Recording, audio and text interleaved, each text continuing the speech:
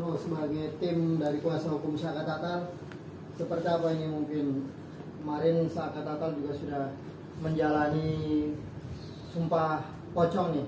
Abang sendiri sebagai tim kuasa hukum seperti apa melihat keberanian Saka Tatal, artinya demi membuktikan bahwa Saka Tatal tidak melakukan. Ya, artinya gini, Saka Tatal melakukan sumpah pocong itu berdasarkan memang ada tantangan dari Rudiana sebelumnya, bahwa Rudiana ingin sumpah kosong, tapi kami pun klien kami Saka Tatal itu siap dan telah melaksanakan sumpah pocong tersebut. Artinya apa? Sumpah pocong yang dilakukan oleh Saka Tatal ingin memberikan pembuktian bahwa klien kami itu memang tidak melakukan kesalahan seperti yang disangkakan saat ini. Seperti yang kita ketahui, itu 7 terpidana plus Saka Tatal. Kenapa harus melakukan sumpah pocong? Artinya seberapa besar sih dampaknya ketika harus melakukan sumpah pocong kepada si Saka Tatal sendiri, Bang? Kemarin juga pada saat sumpah pocong dilakukan, Saka Tatal itu sempat karena sumpah pocong itu hubungannya kita menyebut nama Allah gitu kan. Artinya kita benar-benar bersaksi bahwa klien kami itu sama sekali tidak melakukan seperti yang memang disangkakan sebelumnya gitu. Jadi benar-benar ini karena mungkin klien kami itu udah capek juga ya, bagaimana caranya melakukan pembuktian selain pembuktian secara di pengadilan. Nah, makanya dengan sumpah pocong. Sumpah pocong ini dimaksudkan sebetulnya membuat tantangan juga kepada Rudiana. Sempat kecewa nggak sih, Bang? Artinya kemarin sempat kan diharapkan kan Pak Rudiana datang ya untuk menerima gitu. Ya, sama-sama melakukan sumpah pocong gitu. Kecewa, tapi kan sumpah pocong yang dimaksud Rudiana itu bersaksi atas kematian anaknya, bukan atas kasus ini gitu.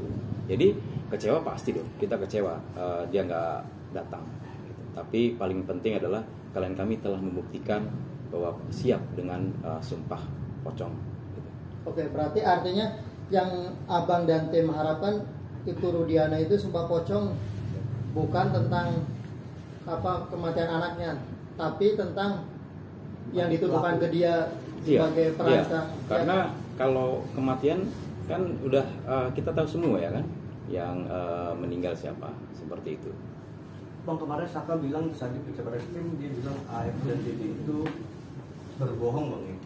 Nah, berbohongnya seperti apa sih, Bang? Boleh dijabarkan? Sesuai dengan pemanggilan kami ke Barreskrim kemarin, itu ada 32 pertanyaannya. Nah, berbohongnya itu artinya kita ini diminta memberikan keterangan tentang kesaksian palsunya si Aib gitu. Nah, itu memang karena pada saat kejadian itu Saka Tatal tidak berada di lokasi, begitu. Jadi benar-benar Saka Tatal itu pada saat kejadian di 2016 itu memang sebetulnya berada di rumah keluarganya, seperti itu. Sudah ada ini juga nggak, artinya Abah sebagai kuasa hukum menyiapkan novum terkait dari nanti akan dilanjutkan lagi PK-nya, Bang? Ya, novum kita sudah siapkan semua, tapi belum bisa kita expose di sini. Novum kita ada semua. Kemarin kan sempat ditolak gitu, Bang ya. Terkait dengan ditolaknya novum gimana, Bang, tanggapannya, Bang? Ya, dengan semakin adanya saksi-saksi baru, artinya sekarang apalagi sudah menguatkan klien kami ya, bahwa si Dede juga sudah mengakui ya. Artinya kalau di dalam kesaksian tersebut palsu, berarti putusan yang diberikan oleh hakim. Nah, silakan rekan-rekan media sendiri yang mengartikan gitu. Jadi kalau sudah putusan itu saksian palsu, berarti dia bersaksi untuk orang yang sebetulnya tidak bersalah gitu. Kenapa orang tidak bersalah sampai menjalin hukuman gitu? Itu yang harus nantinya setelah ini kita harus lakukan rehab dari Saka Tatal sendiri gitu. Pak, berarti sidang PK Saka Tatal udah sejauh mana prosesnya, tinggal nunggu putusan dari Mahkamah Agung atau seperti apa, Bang? Ya, kita masih menunggu. Prosesnya berapa lama sih dari persidangan kemarin? Kemarin itu sekitar 2 mingguan ya. Berarti sekitar tanggal berapa nanti putusan dari MA keluar? Nanti kita belum bisa ini karena dari mereka, bukan dari kita. Itu nanti ada yang disampaikan langsung. Bang, ini kan proses hukumnya waktu tahun 2016 itu sumir mungkin, Bang. Akhirnya bisa dikata semua tetap yang ibarat diduga tidak bersalah jadi bersalah bang. Kan ini di kasus ini juga dinaikin gara-gara film bang. Artinya film itu termasuk yang membongkar kasus ini dia ungkit lagi atau seperti apa bang? Yes, jadi gini, film tersebut memang mungkin tidak semuanya sesuai ya, tetapi yang saya tangkap karena saya kebetulan nonton film itu kan, yang ditangkap itu adalah tagline terakhir ya, tagline terakhir itu bahwa masih ada DPO.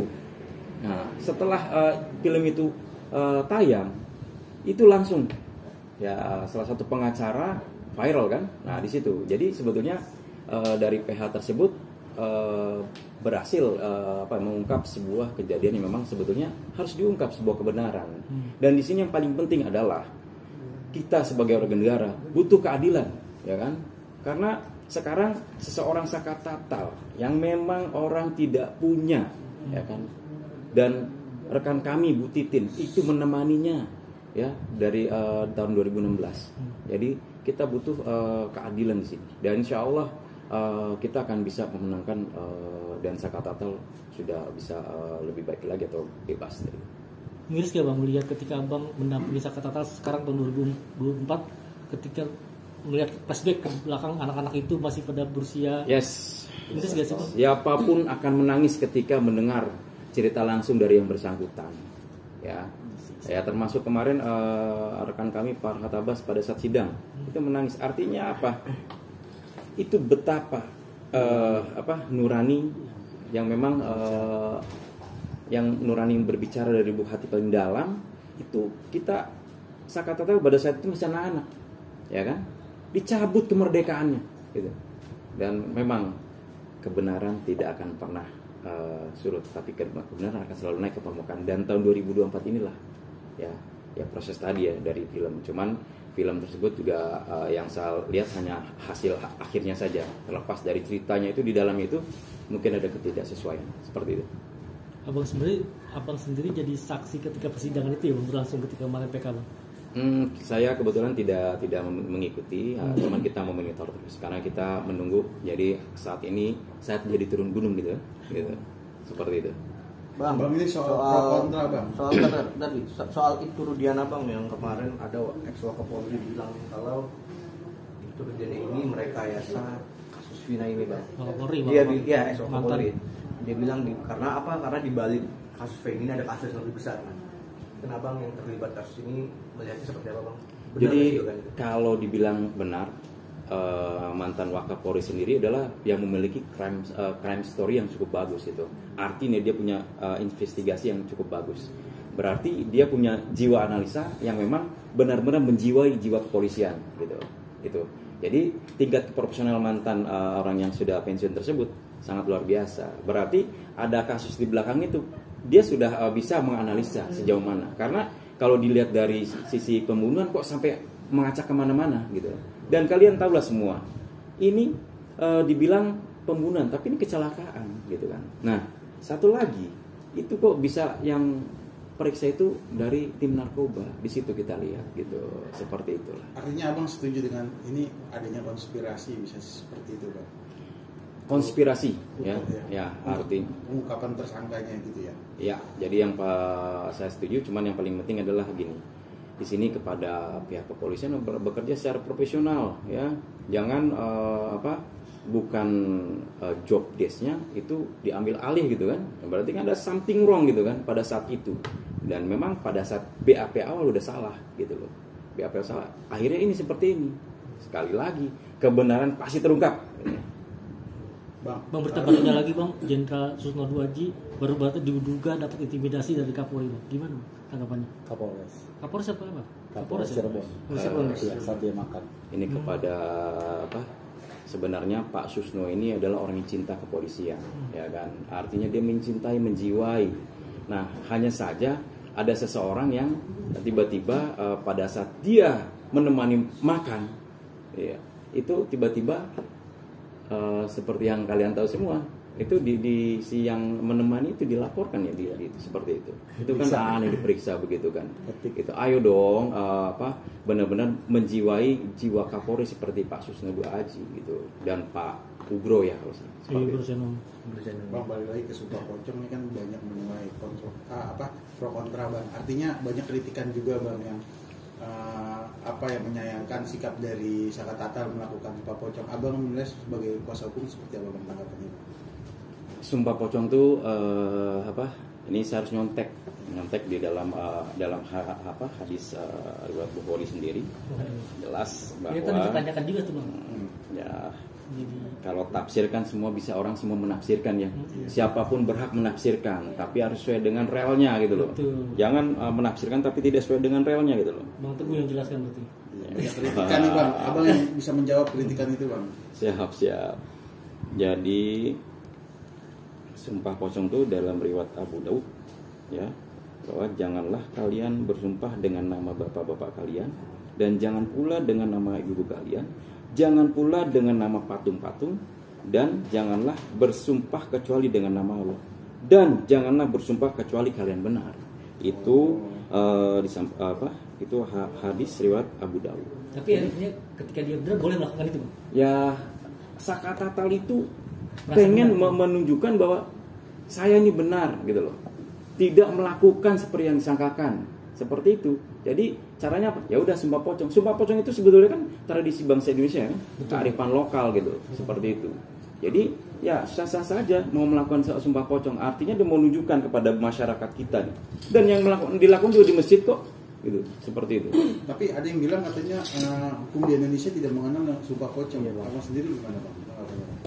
Hukum di Indonesia tidak mengenal Sumpah Pocong. Iya, Ya, memang kalau artinya gini, sekali lagi Sumpah Pocong kita mau menunjukkan bahwa klien kami itu mau menunjukkan tidak melakukan hal-hal yang seperti yang disangkakan. Artinya kami yakin ya, makanya Saka Tatal pada saat itu tuh udah bingung nih, aduh udah capek, udah makanya begitu ada tantangan yang katanya Rudiannya bilang mau Sumpah Pocong, sikat deh gitu kan.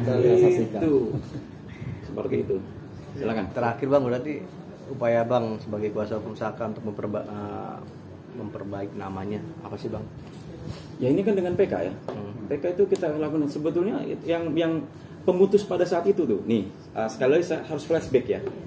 Kalau sudah itu salah ya, putusan itu salah, PK itu nanti kita menangkan oleh kita. Berarti hakim pada saat itu apa? Perlu dicek kembali itu semua tuh, hakim dan JPU-nya dicek terus semua tuh. Telusur ya. Kita harus tunjukkan kepada bangsa kita, rakyat kita, inilah pembelajaran hukum yang baik kepada negara kita gitu. Boleh dibilang peradilan sesat Bang. Ya, peradilan sesat itu disampaikan rekan kami juga kan, gitu ya. Oke. Siap. Terima kasih banyak Pak.